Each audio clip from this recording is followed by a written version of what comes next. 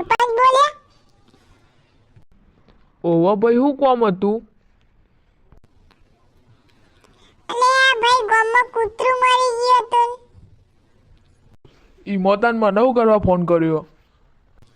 ચમ તમે ગામના સરપંચ નહીં?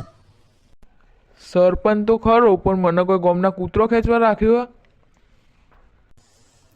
એ વખત સરપંચ વોટ લેવા આવ્યા હતા ને તમે નતું કીધું કે કોઈ કામ હોય તો મને કહેજો. હાલો ગામના સરપંચ બોલ્યા? ઓવા ભાઈ શું કામ હતું?